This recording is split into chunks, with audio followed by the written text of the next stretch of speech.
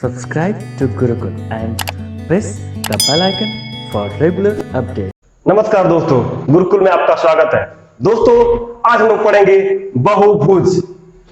यहां से आपको रेलवे में ग्रुप डी, एनटीपीसी और बहुत सारे एग्जामों में क्वेश्चन पूछता है। तो मैं चाहता हूं कि अब अगर इस टॉपिक से आपके एग्जाम में क्वेश्चन आए तो आपसे छूटना नहीं चाहिए। चलिए शुरू करते हैं बहुभुज। तो पहले जानेंगे इसका बेसिक अच्छे से जान लेंगे तो फिर आपसे सारा क्वेश्चन बनेगा। तो नाम है बहुभुज। बहु मतलब क्या होता है? बहुत। अब भुज मतलब भुजा, यानी अगर बहुत सारी भुजाएं अगर जुड़ी हुई है तो वही तो है बहुभुज। ठीक है, क्या है? बहुभुज। यानी आप बोल सकते हैं कि तीन या तीन से अधिक भुजाएं अगर बंद आकृति बनाती हैं तो वही तो है बहुभुज। जैसे आपका एक त्रिभुज हो गया, इसी भी आप बहुभुज बोल सकते हैं। चतुर्भुज हो गया, इसे भी आप बहुभुज बोल सकते हैं। ये आपका एक पंचभुज हो गया जिसमें आपकी 5 भुजाएं हैं। षष्ठभुज हो गया। ठीक है, तो ये सारी आपकी क्या है? बहुभुज। मतलब अगर 3 या 3 से अधिक भुजाएं बंद आकृति बना रही है तो आप उन्हें बहुभुज बोल सकते हैं। ठीक है, तो आपसे एग्जाम में क्वेश्चन क्या पूछता है बहुभुज से, देखेंगे। पहले हम जानेंगे कि बहुभुज के अंदर जो अंतःकोण बनाते हैं वो कितना बनाते हैं। जैसे अगर हम पूछे अगर ये क्या है तो आप बोलेंगे एक त्रिभुज। ठीक है, हम पूछे कि त्रिभुज के तीनों अंतःकोणों का योग कितना होता है, तो बच्चों को भी पता होता है कि त्रिभुज के तीनों अंतःकोणों का योगफल कितना होता है? 180 डिग्री। अगर हम चतुर्भुज की बात करें कि चतुर्भुज के चारों अंतःकोणों का योग कितना होता है, तो अगर आप ध्यान से देखें तो इसमें अगर हम एक विकर्ण ऐसे खींचे तो इसमें 2 त्रिभुज बना, और हम जानना चाहें कि इसने कितना अंतःकोण बनाया तो हम क्या करेंगे? 180 गुणे 2 से गुणा क्यों किया? क्योंकि एक त्रिभुज के तीनों अंतःकोणों का योगफल 180 अंश, त्रिभुज बना 2, इसलिए 2 से गुणा किया। अगर हम पंचभुज की बात करें तो ये एक पंचभुज है। अगर हम देखें इसमें आप कितने का बना सकते हैं, तो ये बना है और एक ये बना है। ठीक है, अगर हम पूछे कि इसके जो पंचभुज है जो कि 5 भुजाओं से बना है, इसके अंतःकोणों का योग कितना, तो आप ध्यान से देखिए इस पंचभुज में कितने त्रिभुज बने हैं? 1 2 3। तो एक त्रिभुज का जो अंतःकोणों का योग होता है वो होता है 180 डिग्री। तो त्रिभुज कितने बने? 1 2 3, तो 3 से गुणा कर दीजिए। ठीक है, तो यहां कितना बना आपका? 360 चतुर्भुज में। यहां कितना बना? 540। तो दोस्तों बहुभुज के हमसे पूछता है सवाल में, जैसे आपको दे देगा कि एक भुजा है, 9 भुजा है, 10 भुजा है, और उसके अंतःकोणों का योग पूछता है। तो आप कैसे याद रखेंगे? आपको याद क्या रखना है? पहला पॉइंट, बहुभुज के अंतःकोणों का योग। क्या? बहुभुज। ध्यान से देखिए, आपको रटना भी है लेकिन समझ के रटना है, सिर्फ रट नहीं लेना है। ऐसा रटना है कि आप अगर एग्जाम में भूल भी जाए तो आप कॉन्सेप्ट से उस फॉर्मूले को निकाल सके। तो बहुभुज के अंतःकोणों का योग, बहुभुज के अंतःकोणों का योग, कोणों का योग क्या फार्मूला होता है? यानी अगर कोई बहुभुज है, 5 भुजो, 10 भुजो, 15 भुजो, 100 भुजो, कितना भी भुजो, अगर हम जानना चाहें कि उस बहुभुज में जो अंतःकोण बना रहा है, जो अंदर का कोण बन रहा है, वो कितना है, तो आप कैसे निकालेंगे? ध्यान से सुनिए। देखिए, जब 3 भुजा था तो आपने किससे गुणा किया? 1 से, क्योंकि जब 3 भुजा था तो त्रिभुज कितना बना? 1। तो एंगल कितना बना? 180। ध्यान से करिए। ठीक है, जब भुजा कितना? 3, तो त्रिभुज 1। जब भुजा 4 तो त्रिभुज 2। जब भुजा 5 तो त्रिभुज 3। यानी आप देख रहे हैं, यानी जितनी भुजाएं हैं, अगर भुजा 3 तो त्रिभुज 1, भुजा 4 त्रिभुज 2, भुजा 5 त्रिभुज 3। यानी जितना भुजा बन रहा है उससे 2 कम त्रिभुज बन रहा है। जितनी भुजाएं उससे 1 कम त्रिभुज बन रहा है। अगर हम बात करें, अगर हमारी भुजाएं, अगर बहुभुज बन रहा है उसमें n भुजा हो तो उसमें कितने त्रिभुज बनेंगे? 2 कम, क्योंकि आप देख रहे हैं अगर भुजा 3 तो इससे 2 कम बना, भुजा 4 2 कम, भुजा 5 है तो त्रिभुजों की संख्या उससे 2 कम, यानी 3 बन रहा है। यानी अगर हमारे जो बहुभुज है उसमें n भुजाएं हैं तो उसमें कितने बनेंगे? n-2। ठीक है, यानी अगर हमारे जो बहुभुज है उसमें n भुजाएं हैं तो कितने त्रिभुज बनेंगे, n-2। और एक त्रिभुज के लिए कितना होता है 180 डिग्री, तो इतने के लिए कितना कर देंगे गुणे 180 डिग्री। और यहाँ पे बन गया फार्मूला। और इसी देखिए अब कैसे निकला, इसी कॉन्सेप्ट से ये निकला।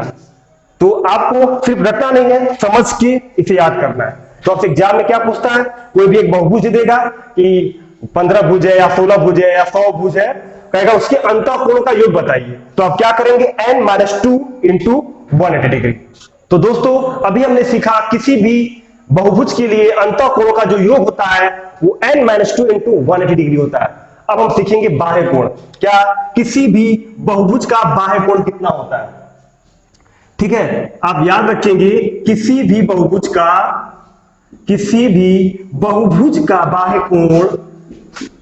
बाह्य कोण ठीक है कितना होता है 360 डिग्री। हमेशा कितना होता है 360 डिग्री। मैं आपको प्रूव कर सकता हूं कि किसी भी बहुभुज के बाह्य कोण का योग 360 डिग्री होता है। जैसे अगर हम देखना चाहें तो मान लीजिए क्या है, त्रिभुज है, ठीक है।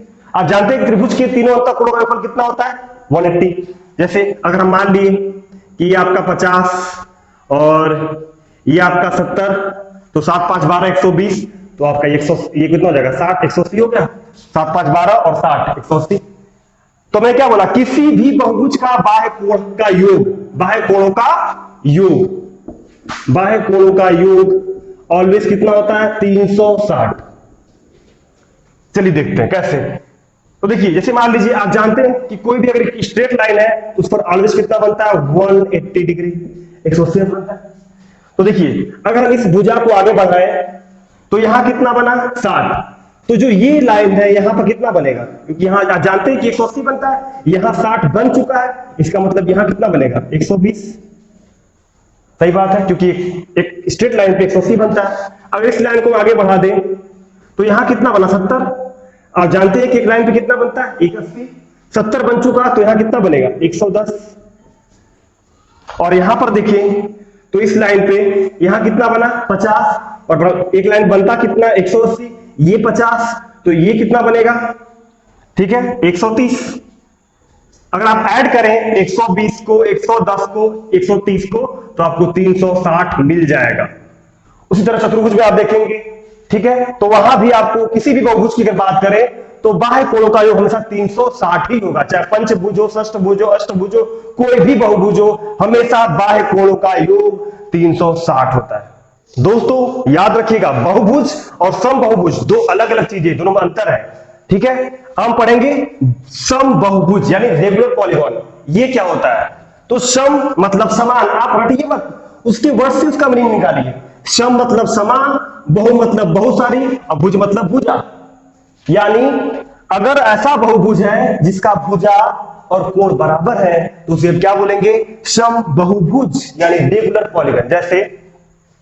जैसे मान लीजिए मैंने एक ले लिया ये ट्रायंगल, या फिर एक ले लिया पंचभुज ले लिया, या षष्ठभुज, कुछ भी आप ले सकते हैं, ठीक है। अगर ये सारी भुजाएं आपस में बराबर हो, सारी भुजाएं आपस में बराबर हो, और ये सारे एंगल भी आपस में बराबर हो, अगर सारी भुजा बराबर हो और सारे एंगल बराबर हो तो आप बोल सकते हैं कि ये क्या है समबहुभुज है।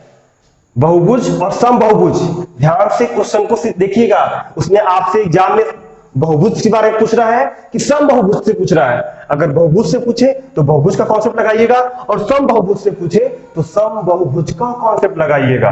तो याद रखना है समबहुभुज क्या होता है, अगर सभी भुजाएं बराबर और उनके कोण बराबर तो क्या कहेंगे आप समबहुभुज। अब आपसे क्या पूछेगा कि समबहुभुज के अंतःकोणों का योग बता दो, और समबहुभुज के जितने अंतःकोण हैं इनका योग बता दो, और क्या पूछ सकता है समबहुभुज के बाह्य कोण का योग बता दो। तो दोस्तों आपसे समबहुभुज में पहला क्वेश्चन क्या पूछता है कि किसी कोई समबहुभुज दे देगा समबहुभुज, और उसका एक कोण पूछता है कि ये एक एंगल बताओ। तो उसका फॉर्मूला क्या होता है कि समबहुभुज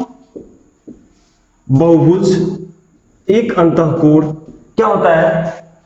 तो आप जो याद किए हैं बहुभुज में क्या याद किए हैं n-2 इंटू 180। बस आपको क्या करना है, जितना बहुभुज है उसे डिवाइड कर देना है, बाई n कर देना है। जो उसमें आप याद किए हैं बहुभुज में, तो सम बहुभुज में क्या करेंगे, बस नीचे n लगा देंगे, n से डिवाइड कर देंगे, यानी जितना बहुभुज होगा उससे आप डिवाइड कर देंगे। और एक क्या पूछता है, और एक क्वेश्चन बनता है कि सम बहुभुज का बाह्य कोण, क्या पूछता है, सम बहुभुज का बाह्य कोण। तो मैंने आपको बहुभुज में बताया था कि बाह्य कोण का योग कितना होता है 360, तो सम बहुभुज में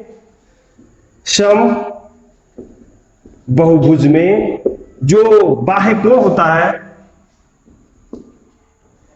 सम बहुभुज में एक जो बाह्य कोण होगा, एक बाह्य कोण, तो जो आपने बहुभुज में याद किया है कि सम बहुभुज के सभी कोणों का बाह्य कोणों का योग 360 होता है, तो बस आपको यहां क्या करना है, 360 में n से डिवाइड कर देंगे, तो आपको क्या मिल जाएगा, सम बहुभुज का एक बाह्य कोण।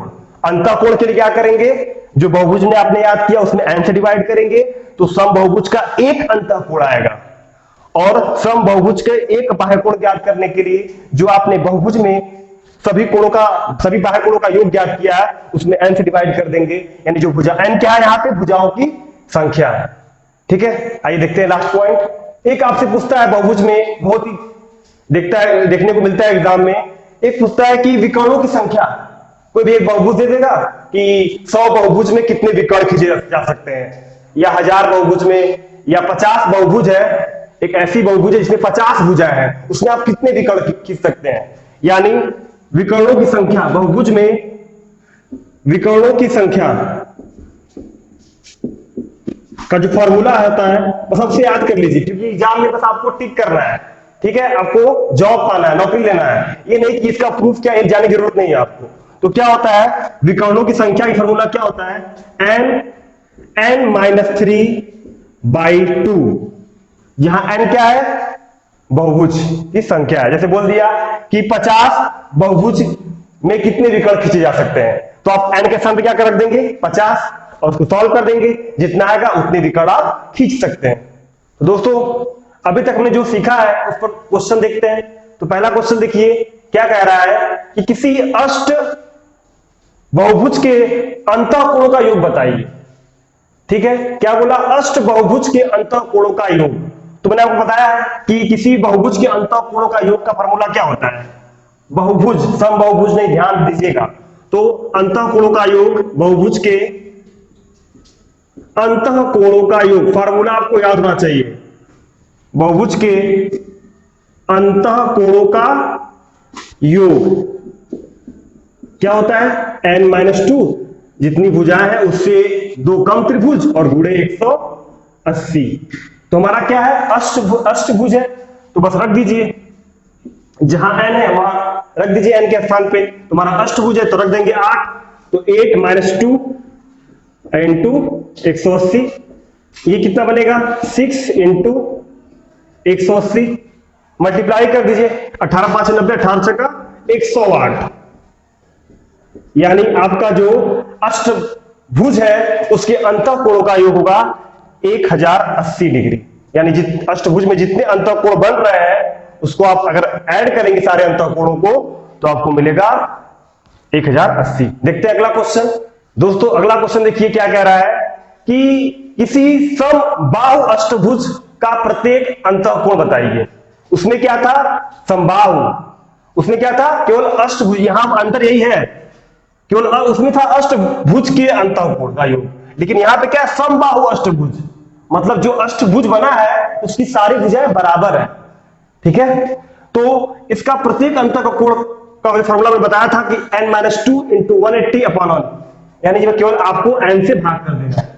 तो आपके जो क्वेश्चन है क्या है कि समबाहु अष्टभुज का प्रत्येक अंतःकोण कितना होता है, तो बस आपको इसी फॉर्मूला रख देना है, यानी n के स्थान पे क्या रखेंगे 8 रख दीजिए, तो क्या बनेगा 8-2 × 180/8। इसी को सॉल्व कर लीजिए, ये क्या बनेगा 6 × 180/8। इसको सॉल्व करेंगे, 4 से काटिए, 4 × 2 = 8, फिर 4 से जाएगा 4 × 16, 2 4 5 = 20, 2 3 = 6, मल्टीप्लाई कर लीजिए, आपका आ जाएगा 3 5 = 15, 5 1, 3 4 = 12 और 1 13 यानी 135 डिग्री। यानी जो आपका अष्टभुज बना है उसका समबाहु अष्टभुज जो बना है उसका एक अंतःकोण, केवल एक, वो कितना होगा 135 डिग्री। तो देखिए अगला क्वेश्चन क्या कह रहा है कि 100 भुजाओं वाले बहुभुज में विकर्णों की संख्या बताइए।